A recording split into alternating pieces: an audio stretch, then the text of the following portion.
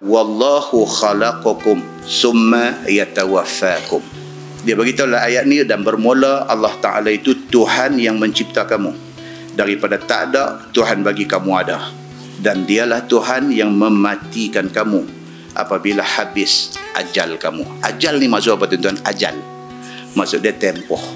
Kamu Allah cipta dan Allah yang akan mematikan kamu. Tuan-tuan, kematian satu orang Allah aja yang tahu macam mana. Kita tak boleh garanti kata kita dengan ada family, kita dengan ada duit, kita dengan ada kenalan ramai, kita dengan kita garanti kita akan mati proper. Tak mesti, tuan-tuan, tak mesti. Tuhan punya aturan ni, Tuhan dah atur macam mana kita tak tahu.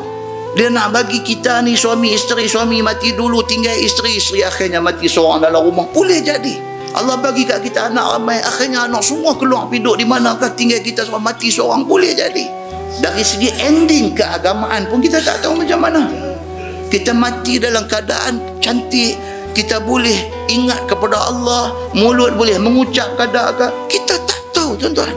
Allah jadikan benda ni, tiap-tiap orang tak tahu dia punya ending masing-masing. Adalah hikmah yang besar kepada kita semua.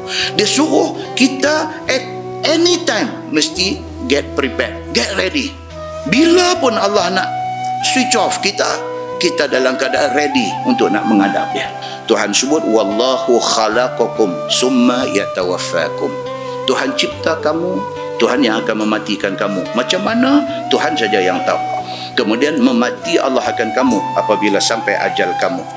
Wa minkum man yuraddu ila ardhalil umur. Tuhan duk cerita ni. Tuhan duk cerita tentang habuan masing-masing orang yang tak tahu macam mana. Di kalangan manusia ini ada mereka yang dikembalikan pada sehina-hina umur tua dan nyanyuk. Ada. Itu sebab tuan-tuan, kalau Allah bagi kita ni hidup, dia bagi kita sakit seminggu jalan cantik. Kalau boleh pilih, kita nak minta macam tu dekat Tuhan. Allah sebut dalam ayat ni, wa minkum man yuraddu ila ardhalil umur. Dan di kalangan kamu ada yang kami kembalikan dia ke sehina-hina umur tua, bahkan sampai nyanyuk. Tuhan bagi macam tu. Habuan ni kita tak tahu.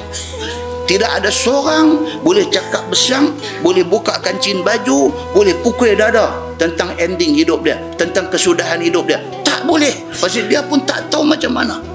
Ada yang Allah bagi kat dia cantik. Satu family ada 5 orang, 5 bagi mati sekali kapal terbang crash. Alhamdulillah.